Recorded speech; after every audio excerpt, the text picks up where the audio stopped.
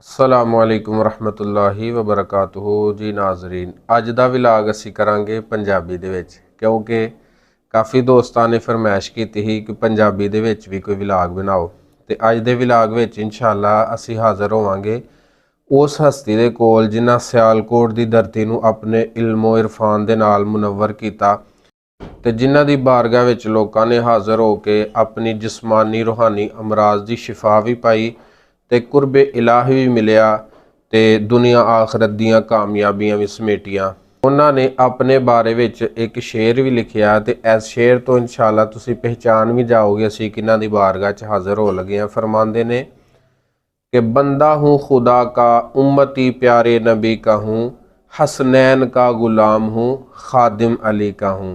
उन्होंने दे नां तो एक रोड भी है सियालकोट दे विच जिन्हों खादम अली रोड कहते हैं।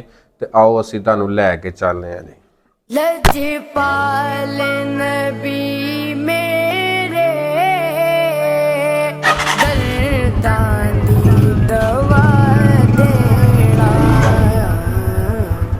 जे तो अब दसो हाँ है केड़ा रोड है ते अगे चौक भी वेखो है केड़ा चौक आ गया।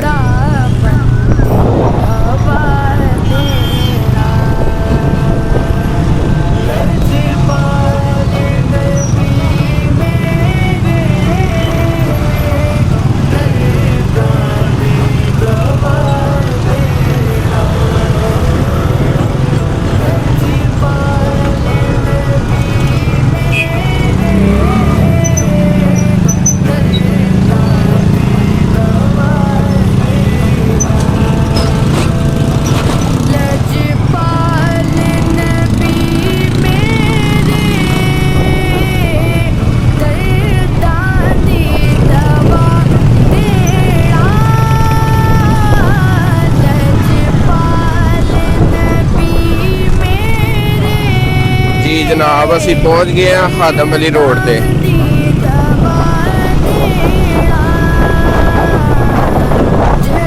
है सियालकोट का मशहूर रोड खादम अली रोड।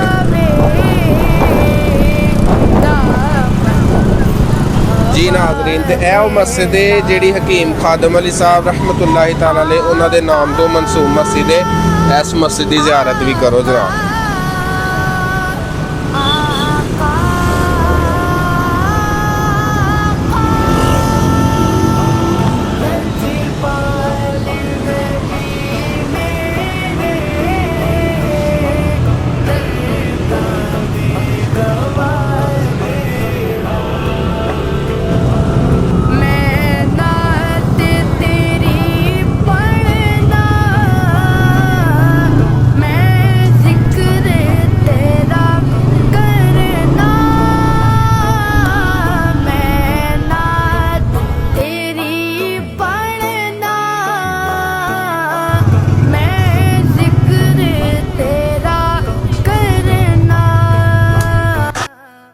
जी नाज़रीन, असी पहुँच चुके हैं हकीम खादम अली साहब दे रोज़ा मुबारक ते आओ तुहानू ज़ियारत करवाइए।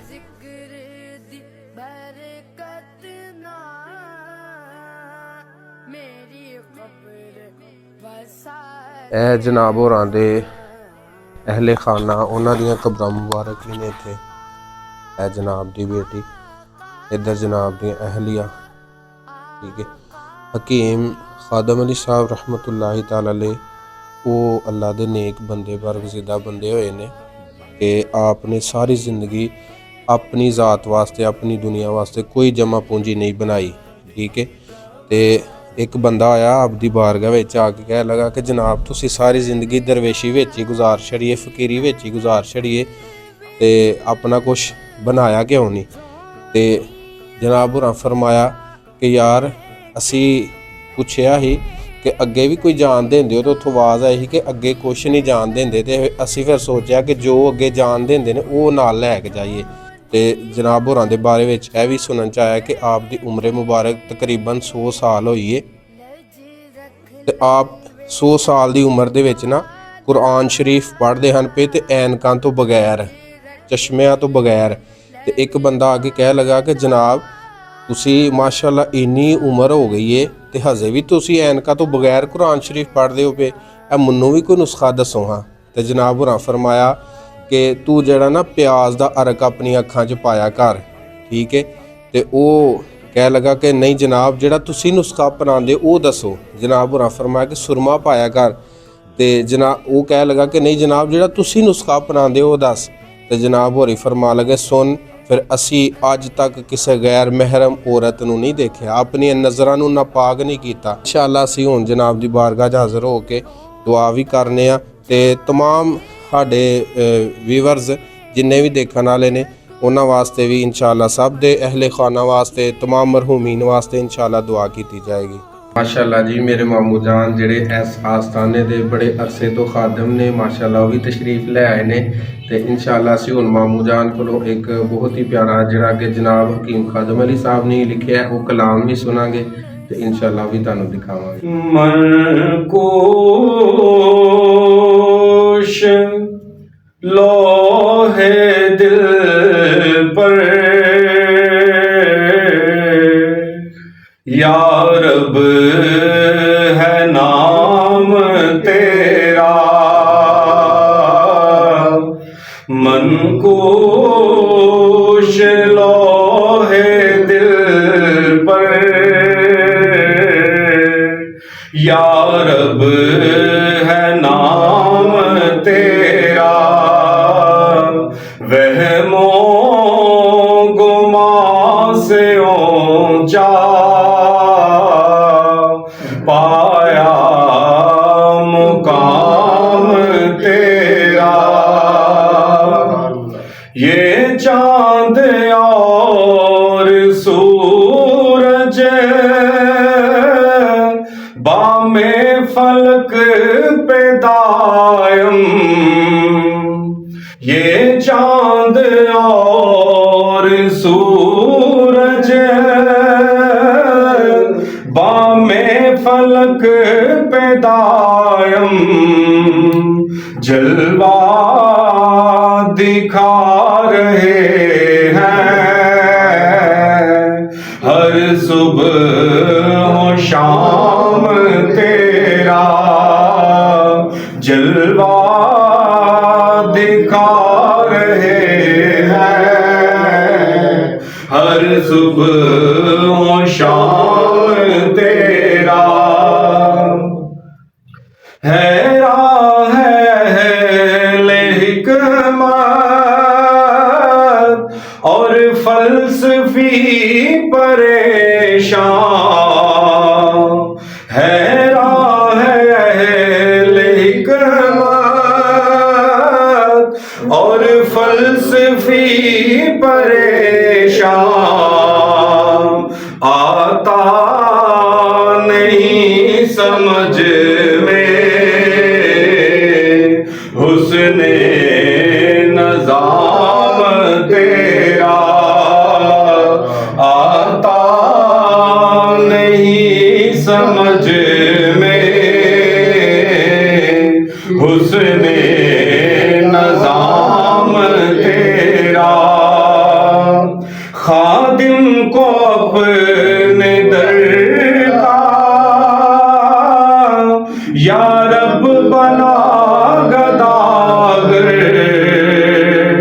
खादिम को अपने दर का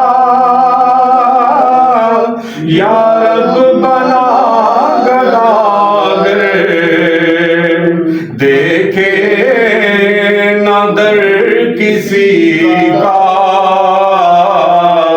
हर किस गुलाम तेरा, देखे न दर किसी का हर किस गुलाम तेरा। ਫਿਰ ਤੇ ਜਨਾਬ ਹੋਰਾਂ ਦੀ ਇੱਕ ਨਸੀਹਤ ਵੀ ਸੁਣਦੇ ਜਾਓ ਕਿ ਇੱਕ ਬੰਦਾ ਹਕੀਮ ਖਾਦਮ ਅਲੀ ਸਾਹਿਬ ਰਹਿਮਤੁல்லாhi ਤਾਲਾ ਅਲੈਹ ਕੋਲ ਹਾਜ਼ਰ ਹੋ ਕੇ ਕਹਿ ਲਗਾ ਕਿ ਜਨਾਬ ਕੋਈ ਨਸੀਹਤ ਹੀ ਫਰਮਾਓ।